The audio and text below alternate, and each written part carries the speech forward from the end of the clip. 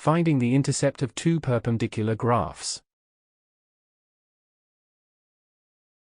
We can also find the intercept point, say point C, of the two graphs by solving the system of linear equations that represent the two lines, as we have explained in tutorial 9.7.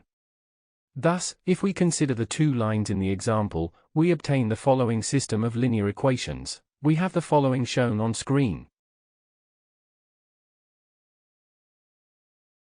This system is better to solve using the substitution method. Thus, in the second equation, we write 3x minus 1 instead of y and solve it for x. We have the following shown on screen. Hence, the two graphs intercept at x, c, equals minus 4/5. As for the y-intercept, as usual, we substitute the value of x found in one of the equations, for example in the first, as it looks easier. We have the following shown on screen. Hence, the two graphs intercept at y, c equals minus 17/5. Therefore, the intercept point of the two graphs is c, minus 4/5, minus 17/5. In the decimal form, we write c, minus 0.8, minus 3.4. It is easy to see that this point fits precisely with the position of the graph's intercept. We have the following shown on screen.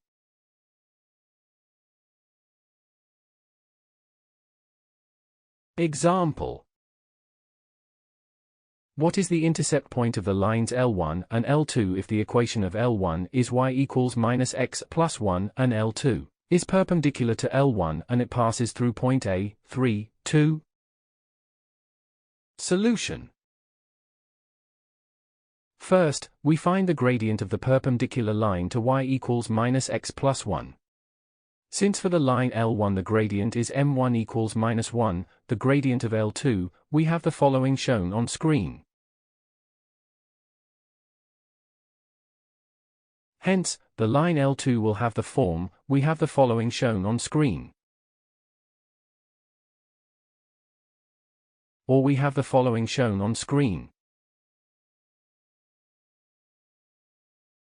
To find the constant n of L2, we substitute the coordinates of point A in the equation.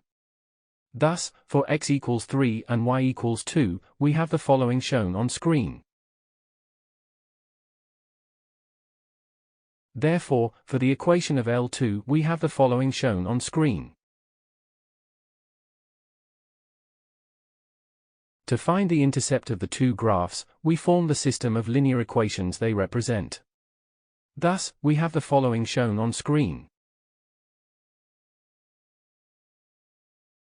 This system is easier to solve using the elimination method. We have the following shown on screen.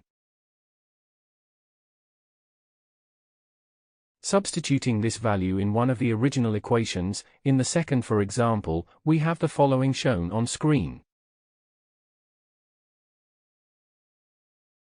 Therefore, the two graphs intercept at point A, 0, 1, as shown in the figure. We have the following shown on screen.